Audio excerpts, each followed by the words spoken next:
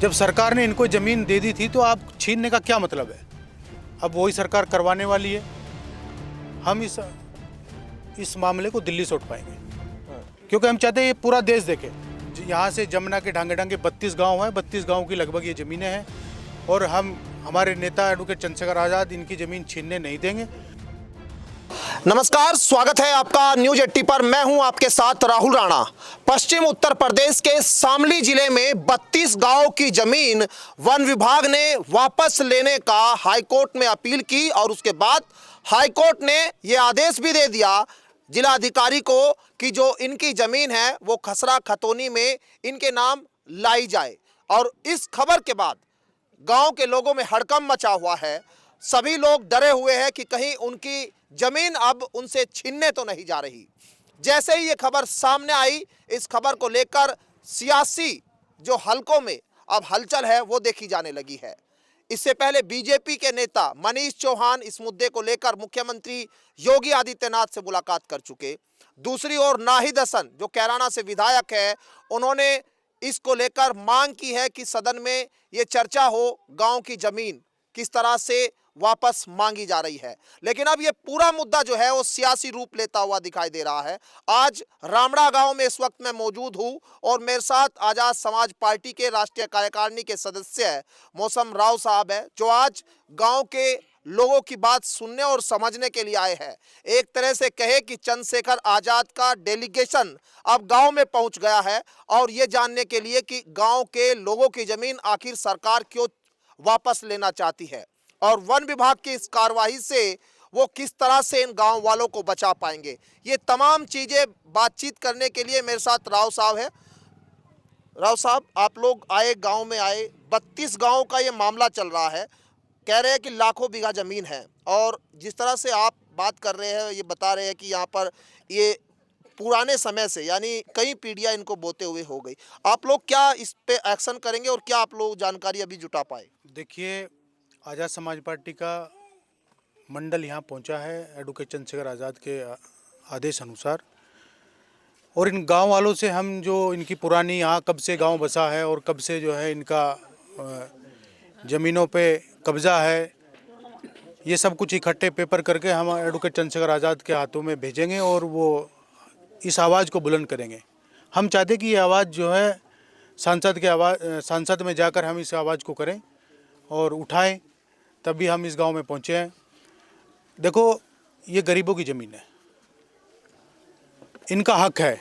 जब सरकार ने इनको ज़मीन दे दी थी तो आप छीनने का क्या मतलब है? जब 1955 से बाद तक ये लोग भरते आए हैं, आज तक पिछले 10 साल से ये लगान बंद हुआ, उससे पहले ये लगान भरते आए हैं। अब सरकार को ऐसी क्या अन पड़ी है कि इनकी ज़मीनें छीनना चाहती है? ये यहाँ से जमुना के ढांगे ढांगे 32 गांव हैं, 32 गांव की लगभग ये ज़मीनें हैं, और हमारे नेता एडवोकेट चंद्रशेखर आज़ाद इनकी ज़मीन छीनने नहीं देंगे। भीम आर्मी आज़ाद समाज पार्टी इन लोगों के साथ खड़ी है। आप लोग जब आए, बातचीत की, लोगों ने जिस तरह से बताया कि वो जो है कई पीढ़ियों से ज़मीन को बो रहे हैं, लेकिन अभी जो दूसरे राजनीतिक दल है वो भी आ रहे हैं। क्या लगता है ये लड़ाई अब कोर्ट में जाकर लड़ी जा सकती है या फिर इसको सड़क पर लड़ा जाएगा? किस तरह से लग रहा है कि अब आप तैयार हैं? देखिए, भीम आर्मी आज़ाद समाज पार्टी आंदोलनकारी पार्टी है। अगर सड़कों पे जरूरत पड़ेगी तो एडवोकेट चंद्रशेखर आज़ाद व उनकी पार्टी सड़कों पर भी आकर इन लोगों के लिए आंदोलन करेगी, क्योंकि हमारे नेता आंदोलन करने वाले हैं।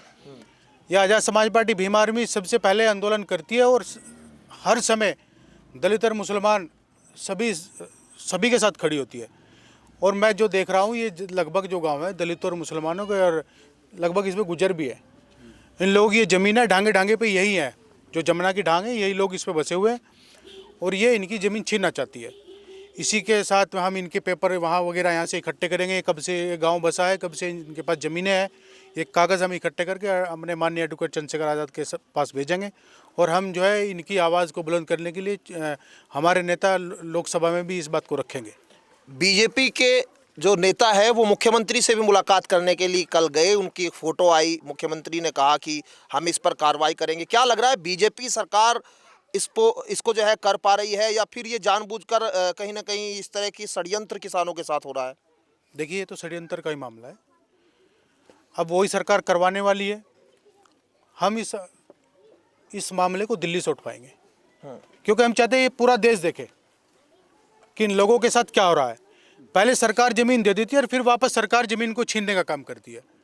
तो हम ये लखनऊ से नहीं, हम इसको अपने नेता एडवोकेट चंद्रशेखर आज़ाद को भेजकर हम इसको दिल्ली सांसद से उठवाने का काम करेंगे। और इन लोगों के लिए आज़ाद समाज पार्टी और भीम आर्मी हमेशा तत्पर खड़ी रहेगी जब तक इन लोगों को ज़मीन वापस नहीं मिलेगी, क्योंकि हम नहीं चाहते कि इनकी ज़मीन जाए।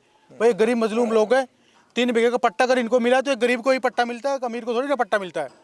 तो सरकार इनकी ज़मीन छीनना चाहती है, हम हमेशा इन लोगों के साथ खड़े रहेंगे। आप लोग आए, बातचीत कर रहे हैं। चंद्रशेखर आजाद अब इस मुद्दे को लोकसभा में भी उठा सकते हैं। और एक सवाल ये भी मैं आपसे जानना चाह रहा हूं कि क्या यहाँ इनके बीच में चंद्रशेखर आजाद आ सकते हैं, या ऐसे कोई कार्यक्रम अभी बना है आप लोगों नहीं, का? अभी तो कोई कार्यक्रम नहीं बना। लेकिन हम एडवोकेट चंद्रशेखर आज़ाद के मंडल के लोग हैं, तो इसीलिए हम यहाँ इस गांव में पहुँचे हैं। यह आदेश चंद्रशेखर आज़ाद का ही है कि हम यहाँ इस गांव में पहुँचे हैं। तो यानी ये जो गांव की लड़ाई है अब दिल्ली तक उठने जा रही है। लखनऊ में इस लड़ाई को जिस तरह से दिखाया गया है, लेकिन क्या अब ये दिल्ली और लखनऊ के बीच कोई तालमेल बैठ पाएगा? क्योंकि जो वन विभाग का ये मामला है वो सेंट्रल गवर्नमेंट के अधीन आता है। अब जमीन है उत्तर प्रदेश के किसानों के पास में।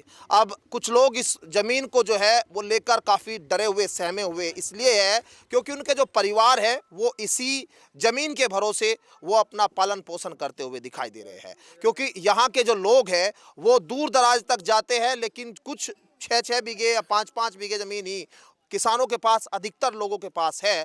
अब ये ज़मीन जो है उनके लिए आजीवन चलाने के लिए एक भरोसा है, एक उम्मीद है उनके परिवार को, किस तरह से जो है इस ज़मीन पर वो खेती करे और यहाँ पर जो कामकाज करते हैं, यानी एक तरह से ये ज़मीन ही उनकी एक उम्मीद है। अब ये उम्मीद कैसे बचेगी, किस तरह से जो है चंद्रशेखर आज़ाद और उनकी पार्टी के लोग अभी इस मुद्दे को उठाने जा रहे हैं, ये आने वाले दिनों में देखना होगा। वीडियो जर्नलिस्ट गौरव राठी के साथ राहुल राणा, न्यूज़ 80, गाँव रामड़ा, जिला शामली।